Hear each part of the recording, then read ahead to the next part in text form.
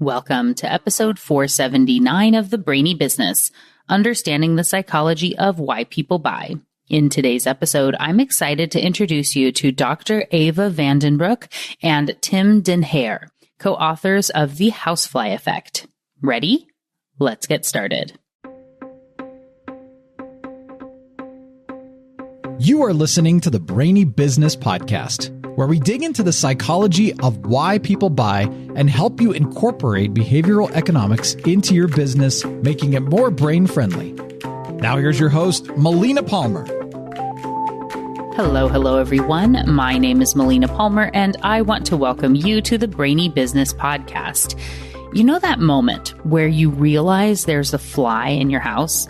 It has likely been there for quite a while. Side note, I looked it up to have an accurate number or something to share here and learned that there are, get this, over 100 species of bug in your house at any given time on average, which is terrifying. I stopped myself from going down an internet rabbit hole, but you do you if you want to know more about that. And don't share with me whatever you find. I know I always say to share with me.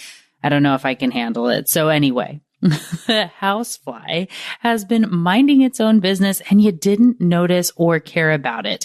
And you aren't thinking about it being there until it buzzes past your ear or it's in your line of vision. And then, oh my goodness, it is all you can pay attention to. You can't get work done. You're so distracted by this rogue intruder in your house. So you've probably felt this way before, right? But why in the world am I talking about this? Well, it's because that phenomenon is what gave my guests today, Dr. Eva Vandenbroek and Tim den Heijer, the name and theme of their new book, The Housefly Effect.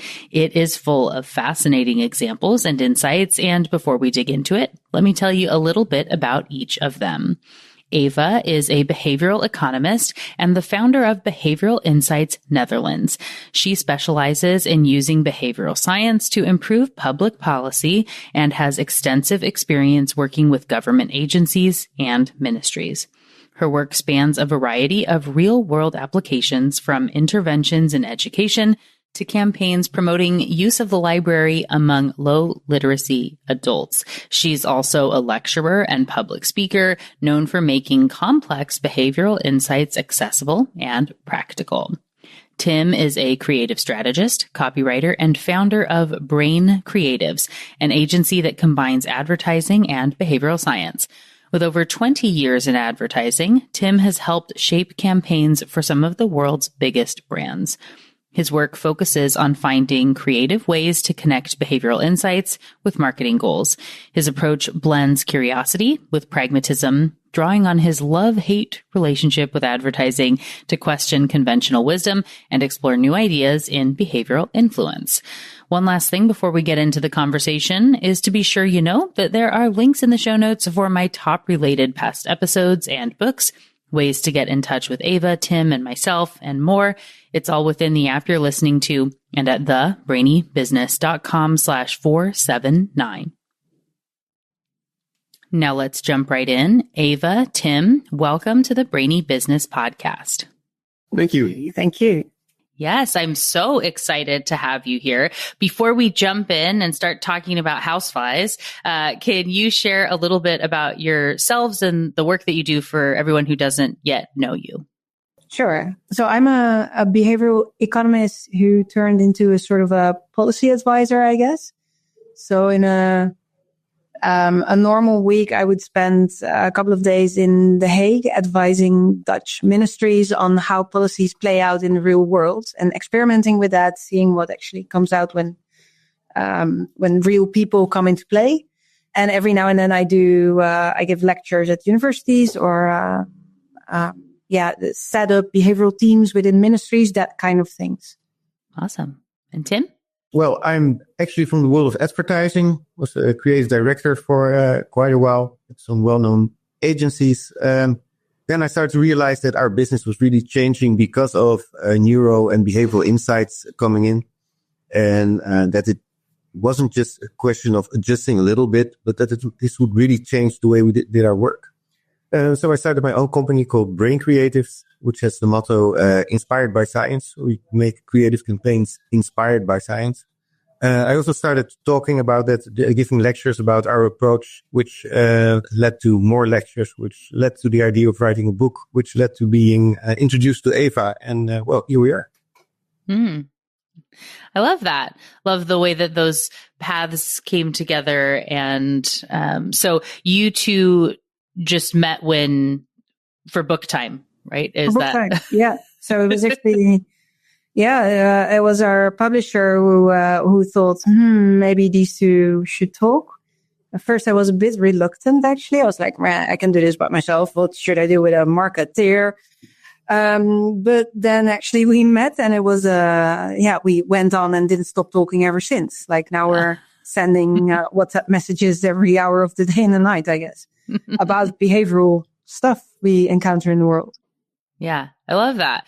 I can totally appreciate where you're coming from, Eva. Having written 3 books, I'm always amazed by people that co-author anything, like just anything, but a book especially. And there's always this question of how you can get, like, do you have it feel like a singular voice, or how do you shout out and be? I've seen some where it's like, this author says this, but this author says that. Like, how do I even know who's who or how to do? I would be totally lost. So for anybody who is actually listening, just as an interesting point here, I know a lot of people that listen either write books or other papers and things. What advice do you have for anybody who is going to be working with a co-author? Any tips? I would definitely say jump in, because it's so much nicer. The whole process is, well, I've only written an academic book before on my own, and that was an ordeal, really, right? It's also a different kind of book, I guess, but still this project and also the following projects felt much more like a joy and a project that is collaborative.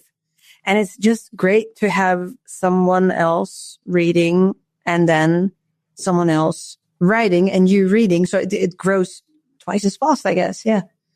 Yeah. And I think the choice we made was to have both our voices in the book and actually exaggerate the difference a little bit. So there are typical Tim parts where I play the part of the sort of opportunistic ad guy that I'm not really as bad as I see in the book.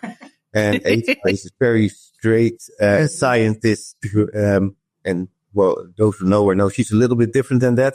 So we play up the differences, not just for fun, but also to give readers, two different perspectives on some issues, and give them an opportunity to figure out which perspective works for them, or maybe they come somewhere in the middle. Yeah. Yeah. Yeah, and that was fun, actually, playing it out a bit. It's almost like we're acting ourselves. Yeah. Right. Be like caricatures almost of extending that idea. That's fun. I like that. Well, I didn't think either of you came off bad in the book, as you were saying, Tim. So no worries. That wasn't, but being a marketing person myself, maybe that's why I'm just as bad, I guess, maybe, on that approach. So, but I would love to dig in a little bit and talk about the book, because as I had mentioned to you, this, podcast. And so I'm also, applied behavioral economist with the background in marketing, as we said. And so it's very similar to the two of you here. Yeah. So I like live somewhere in the middle, I guess. So, how that comes together. And so the people listening to the show are familiar with different terms from behavioral science, behavioral economics, thinking about how to apply them. And there's a brand new effect that you introduced with the titling of your book and how you've brought it all together. So can you share a little bit about houseflies and what they have to do with behavioral science?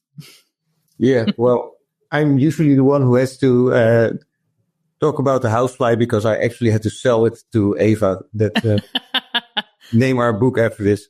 It all starts with our fascination for, I guess you could say, things where the proportionality is a little bit off, things where you make a slight change and the effect is big. And we were looking for examples of that and also for a nice metaphor for it. And we were thinking about the butterfly effect. And then we were thinking about this famous nudge of the fly in the urinal. So that all came together.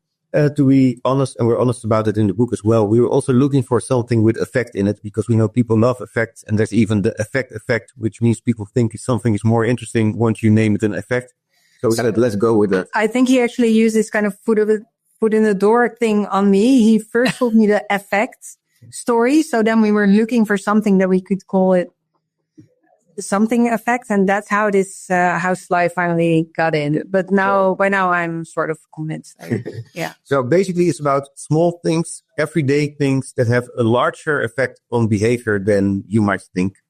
And the fly in the urinal, which I think most listeners know about, and maybe. Well, here's what's amazing. Believe it or not, in over 450 episodes, we have not talked about the fly in the urinal ever on the show. So potentially there are plenty of people who have no idea what you're talking about. And it's the perfect time to talk about that housefly for whichever one of you wants to jump in and share what you're talking about.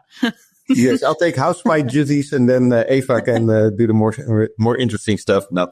Okay, so Schiphol Airport, which is actually very close to where we are today, had the problem that guys, when using the urinal, wouldn't aim too well, and the floors would get wet, and they would have to clean them, and that costs a lot of money, but it's also very inconvenient for travelers when a toilet is closed down. And they came up with this little nudge to paint a fake fly inside the urinal. And this changed the behavior effectively. It said that it saves them 40,000 euros a year. And the interesting thing is that it's not something that an advertising or marketing person would have thought of. We would have made a campaign with a little joke about aiming, or with some deep purpose and why about we believe in a great traveling experience. But we wouldn't have come up with that. And it's so fascinating that sometimes huge campaigns fail to change behavior. And then a little fly just does it, and people don't even know why. Even the people who are actually, who see that their behavior is changed by it, they say, well, it just happens. Yeah, and there were people at international conferences with behavioral economists who asked me about this fly in the urinals at Schiphol. And I've not been to the men's toilet, so I didn't know whether it was still there, whether it was true. I just thought all these economists know about it. But then when I tried it out, just the idea of the title to people here in the Netherlands, actually most women wouldn't have heard of it. So it's not that famous here, I think. Yeah, but it is, just really amazing. Like you're saying, Tim, like what you were saying there, that everybody would say, like, the great thing of the fly is like, that doesn't influence me. Like I wouldn't have been one of those people that made a mess or whatever. I'm always careful, blah, blah, whatever. Right. But it's like, well, it's a reduction of spillage is the term, right? Yeah. Yeah, gross. This is why I don't talk about it, because I think, yuck, like I hate the idea of it. So I've never brought it up. Exactly. That's why I didn't want this. But, I get it. But it reduced by like 80% or something, right? I mean, it's just really significant reduction. And so, whether people realize it or not, it impacts their behavior. So then you expand on this idea of the housefly throughout the book. I'm excited for when I got, of course, an early edition that's, in a Word document. So it just says there are going to be pictures of flies all throughout the book, which I'm very excited to see when it comes to fruition on that. But, this idea that it's like the little thing that we're like swatting away, right? So that's where it's like, it's small, but it can be such a pest that it's going to totally change my behavior or the whole room, because even though it's so small. Yeah, exactly. Yeah. And of course so we have different families of flies. I'm partially a biologist, so I had the most fun in coming up with Latin names with funny subspecies and all that. But we start with the sort of a self-deception fly, because what you're saying is it's just that is the most effective thing we know in the environment, that we tend to ascribe to other people this kind of, vulnerability for these effects, and completely overlook or deny that they're also affecting us, right? So everyone feels like, yeah, these nudges, that's all about other people. It's not me. I know about these nudges, right? So of course they don't affect us. But even us and the people that listen to your show, of course we are vulnerable to them. Definitely. Well, can you share a few examples maybe of some of your houseflies and some of those key effects that I will say there are plenty of examples throughout where it's like, okay, yeah, I know this study. I remember this thing. And there were so many where for me, it's like, oh my gosh, I've never heard of that thing. And so I always think that that's really fun. Cool. So do you have a favorite housefly or a place where you start good stories or anything? Yeah, we have, a couple of favorites, definitely. I really like all these time related fly. So all these things like order effects, let's call it with a dirty word, hyperbolic discounting, with all these things about how people sort of underestimate how much the timing of a decision actually influences their choice. And also when I'm giving talks about these kind of topics for policymakers, they're always flabbergasted by the idea that actually, so we have some kind of what's that? So I even forgot the name of the effect. I think it's a sort of a diversity bias, that if you choose now what kind of lunch you would have over the next couple of days, you choose 3 or 4 different things because variety and all of that.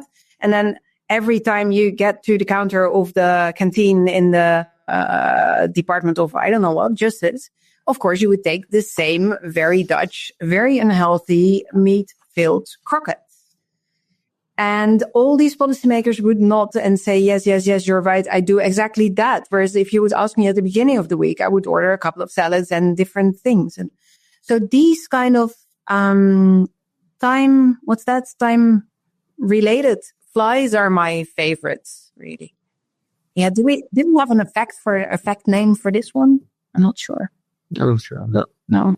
I know that. And now I feel like I don't even want to throw out the thing, but like any idea, because I think I'm going to be off, right? We're now in our own heads about what the name is, but I'll make sure to grab it and we'll talk about it when I do the outro. But it's like you said, that, diversification, that's an oversimplification, right? That you think that you're going to want more choices. This is also why. So I always overpack for everything. Yeah. And we'll bring like 6 outfits when I'm speaking one time and going to a 1-day conference, because I don't know what I'm going to like when I get there. Or like say you bring too many books, you bring a bunch of books on vacation and then you just end up reading some sort of, magazine or, something that's, or playing games on your phone and you don't read any of them. Yeah. Yes. What about you, Tim? Do you have a favorite? I saw you grabbed a book too. Well, being from a marketing perspective, I'm always very much fascinated by placebo effects, because I think a huge part of this was part of my list. is basically turning the brand into a placebo and making people think that if it's a sound system, it sounds better, and if it's food, it tastes better. And even if their phone isn't working, well, the guys at the phone company have a little trouble today. You're more lenient because you like the brand, so it's not so bad. So, and here Eva is showing these are actual placebos that we hand out. And what I love is that even if you tell somebody that you're about to give them a placebo, it will still work because they're expecting the placebo effect and the nocebo effect, where people actually get the side effects from something. And then you see these all over in daily life, like the little button that says close the doors in the elevator. The chances are nothing is behind the button. The door is going to close anyway, but you feel more in charge. There are people who hear on their audio systems who think they can hear whether they have one kind of electricity or another kind of electricity, and we actually experience all this stuff. And I think for marketers to remember that if your brand is strong, then any experience with that brand will be more positive because of the placebo effect. It's so important to really realize and also invest in.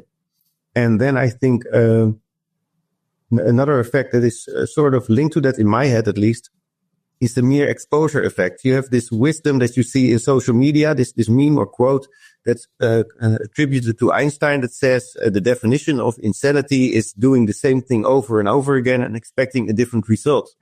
Whereas we would probably say that's the definition of great marketing, because I've seen brain scans of people watching TV commercials that are creative and surprising. And the first time they see it, there's a very negative response. But the fourth or the fifth time, it's pure joy. And this is the effect of mere exposure. So I think the idea that, sometimes in marketing, we can look at these effects and say, oh, that's a little trick that I'm going to use to sell more. And I think if we look at these effects and say, okay, how are these going to help me build a brand in the long run, make people care about my brand and make the brand into a very powerful placebo? I think that's a more interesting approach in business. Yeah, no, I'm so glad. Obviously, I audibly cheered when you brought up placebos, because that was the first in the book where, I was like, I have never heard of this brand Zeebo, apparently, that you can buy, that they have Amazon reviews saying it like worked just as advertised. Yes. So, hey world, you can actually go buy placebo pills on Amazon that are, nothingness, but that they can help. And it's like helps with calm or energy or whatever. And it's just like a artificial sugar pill or whatever thing. Hilarious. Like, I think that's amazing. And that people, like you were saying though, even though it's a placebo, it can actually still work and do that act of doing something. Or when I had mentioned that to my husband, he was saying, oh yeah, like for kids, right? So it's like, if you're going to give like kids, my goodness, my kids, there's something wrong all the time. Like, oh no, it hurts. I need medicine. I need medicine. Right. And so if I had, we have placebos that we can give, I think that's helpful to be able to share there. I have a couple others that I made some notes on that I thought were interesting in addition to that. So one of the things I really liked is looking at this, so framing aspect. I always go back. I think framing is such a key thing that anybody can really start with, right? That how we say something differently can make an impact. And you have the example of the trash cans with the weather, and I'll let you explain it. But the quote that was there saying that even when things can't be simplified, you can get them to look less complicated, which I think is really, important in the way that we're thinking about it, where if you say like, it's just a complex process, it's scientific, it just is that. Like, yes, and right. Like, so, Thaler and Sunstein and in nudging, they talk about the megapixels on a camera, right? Like megapixel means nothing to anybody, but if you say this is poster size versus billboard size, like I get what that is. So can you share the example you had of some of that too? I'm thinking of the bins example. Yeah, trash cans. Oh yeah, of course. It was actually about the weather. No, it's yours. It's yours. So this would happen all the time, right? We would come up with some bias or some principle that we wanted to find some example of, and then Tim would come up with this brilliant example. Okay, well, actually, Eva did some research into whether or not people understand the weather report. And as it turns out, they don't. If it says 20% chance of rain tomorrow, they just don't know if it means that means 20% of the day it will be raining, or the rain will cover 20% of the country or whatever. They just don't understand. And then we found this American, maybe you know it, weather report that has a trash can-o-meter that when instead of saying it's gale force 12 or whatever, just tells you where your trash can will end up. Right. So 12, it will be gone, and 4 means it will be in the neighbor's garden, and 1 means it will probably fall over, but will still be in your garden, which we thought was such a clever way to take a step from a number that doesn't mean anything to anybody to a very vivid image. And I think another interesting example of this is if you look at the scale for weighing people, very few people in the world actually need to know their weight as a number. Maybe if you're going in a hot air balloon, you have to tell people your weight. And maybe if you're going to get surgery, they need to know it. But really what you want to know is my diet working? And 57 kilos isn't an answer to that. So I love this scale that I think behavioral scientists were involved in, that just shows you a line that's going up and down over 2 weeks, which answers the question you actually have and makes it very visual. Yeah. And then Dan Ariely's been on the show talking about Shape-A, and in that case, using color, to where it's saying if it's shades of blue, you've lost a little or a lot. If it's gray, you've gained a little bit or a lot. And, green is that you're maintaining, right? So, yeah. And so it's interesting where, like you said, the number can be very demotivating and confusing, right? I don't know what that even means. I guess that's good. I don't know. But, being able, and how it's trending and different stuff. So that's a good. Yeah. We both work for people in banking. And I think the same goes for looking at the numbers on your bank account. Yeah. They don't really tell you if you're spending wisely or if you're spending too much. And that's the information you would actually want to see in your bank app, right? How am I doing this month? How am I doing this year? Should I spend more? Should I invest more? Should I save more? Should I live a little? And I find it fascinating that we have all these numbers, all this data, but that isn't really giving us answers to the questions we really have about, should I change my behavior and how should I change it? Yeah. Well, I think that's a good lead into, you have some about with herding and social proof. And I appreciate that you have come to similar terminology that I have sort of made up on my side of things, that I talk about unintentional normalizing, right? So, and you had some similar language that you use in the book if we use essentially the wrong herds for social proof in that way. So if you're trying to tell somebody like, good job, you use less energy than everybody else, like those things can backfire, right? Yeah, enormously. So there's a couple of examples that were actually put on big billboards in my area where I live, in my hometown. And they would say things like, here, 87% of girls have been grabbed by men or so. And I was just shocked to read that. It turned out to be some kind of I think it was an Amazon Prime kind of campaign, and they were definitely well-meaning, but these things really harm, right? Two ways, also for victims and for perpetrators. I was really shocked that people were still so daring to put these kind of things out there. And also in more innocent kind of areas of lives, like the municipality of Amsterdam had just a couple of years ago, they had these big posters out saying, don't do this or that. And then putting up, I think, big garbage bins with broken chairs and stuff and bags next to it. So you would have all over the place the wrong example. Beautiful. Oh man, doesn't anyone tell them? And then luckily at some point someone told them, apparently. I did send a letter, but I don't think it was me.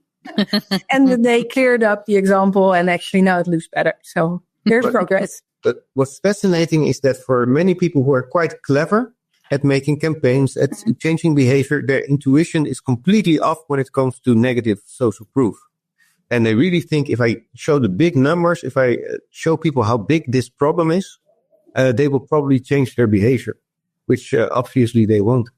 And I think it has a lot to do with, in certain cases, this does work. If you want the government to change something, you have to go to some representative and tell them this is a bigger problem than you thought. Mm-hmm. It also has to do, I think, a little bit with ego sometimes. If you're responsible for solving a problem, it's nice if everybody knows that it's a big problem. But my latest example was, I was in the cinema with my 14-year-old daughter next to me, and this commercial against vaping came up, and it was like a room full of 14, 15, 16-year-olds. And it started with, more and more teenagers are vaping. I was like, am I watching a vaping commercial? But yeah. So I think we will still be discussing this 20 years from now. And yeah. Well, at least your daughter knows now. Yeah. Well, and you say it this way, and hopefully everybody that's listening goes, well, obviously that's bad, right? Like, we shouldn't do that messaging of the vaping, right? Like, we're going to jump in to be like, well, if everybody else is, I guess I should, right? And that, like I said, unintentional normalizing that you have there. But we do it all the time where, we look at the, conscious, subconscious, system 1, system 2 deal, right? That you sit down to do your campaign or whatever it is, and you go, well, we need to tell people this. And you write that ad copy that is just totally counterintuitive to, what you're actually getting people to do, and knowing how in this way, those little missteps, those little houseflies, I guess, of getting that thing wrong can just be buzzing around in a way that it's not going to be helpful for what it is that you're trying to do. So as you look to, I guess, in like why you wrote the book and what you think is, advice, what would you hope that people are going to do as they go pick up their copy of the Housefly Effect and starting to, use the information? What's the goal for people?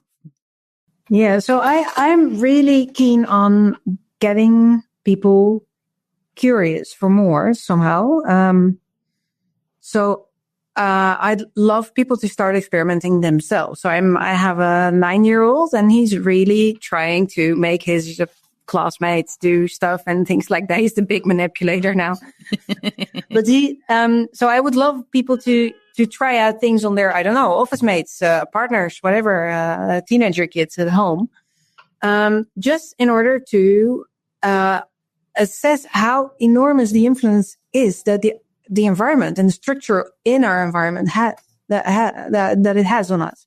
And I think that would really help people to be a bit more, not lenient, but a bit more, like open or curious. Yeah. Yeah. As in you wouldn't judge other people so harshly if you knew what their environment would look like, right? And it might be social environment, that might be, I don't know, stress in terms of money or whatever time, but it's pretty hard to admit how much this environment changes our behavior and influences it. And I think by experimenting, you get the idea. You really sort of entertain the idea of it. And yeah, I think it's a useful thing to do for people every now and then. Yeah, definitely. What about you, Tim? What would you add to that? Well, to build on that, I think that we really like the idea that we ourselves are the masters of our destiny, and that with pure willpower, we can do lots of stuff. And then, of course, with that idea, it goes that other people are also masters of their destiny and make their own decisions. So whenever they do something that upsets us, they did so on purpose, which makes it very easy to see people you disagree with as these very bad people. So one thing we're trying to do is take our own medicine and apply some behavioral science to getting people interested in behavioral science. So we know that if we're going to tell people, hey, this image that you have about the way your brain works and the way your personality influences your behavior, there may be some barriers. So we're trying to give a lot of examples and tell funny stories to get people to sort of lower those barriers and say, well, it's sort of funny, but I recognize it. So I hope if we can just lower these barriers a little bit and get people to say, okay, yeah, well, maybe it's not quite the way I thought it was, then that can lead to, I don't know, a different way of looking at yourself and others.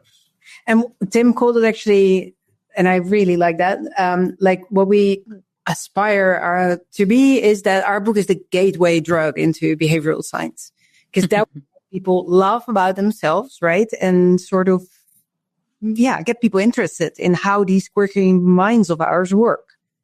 And that would be. Yes, and I love that.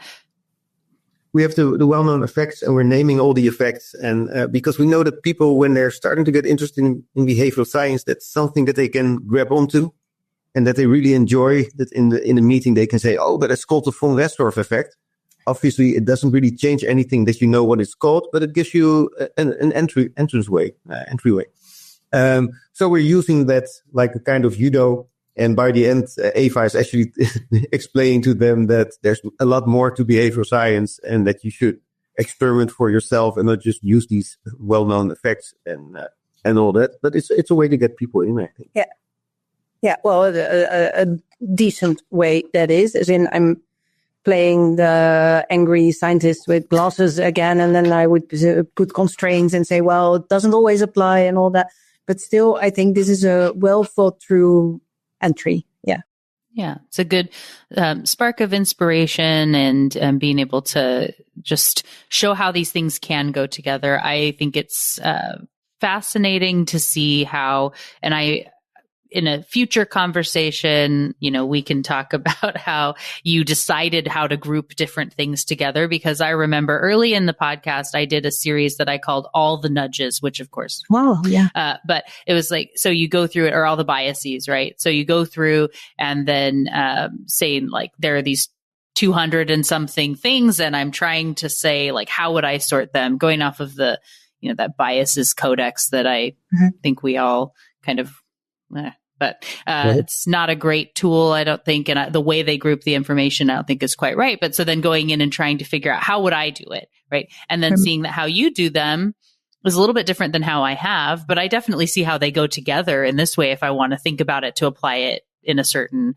aspect or whatnot. And so I think it's just really cool to see how, as you go to shape and think about the interconnectedness of all these things and the way that our brains are wired and everything. I think it's just cool to see how you put everything together. And I enjoyed reading it. And I know that our audience will as well. So we'll, of course, have links for everyone to get their own copy of the Housefly Effect and to learn more. For everybody who does want to, connect with you and to follow you or whatnot, what's their best path to go do that and learn more about you in the book and whatnot?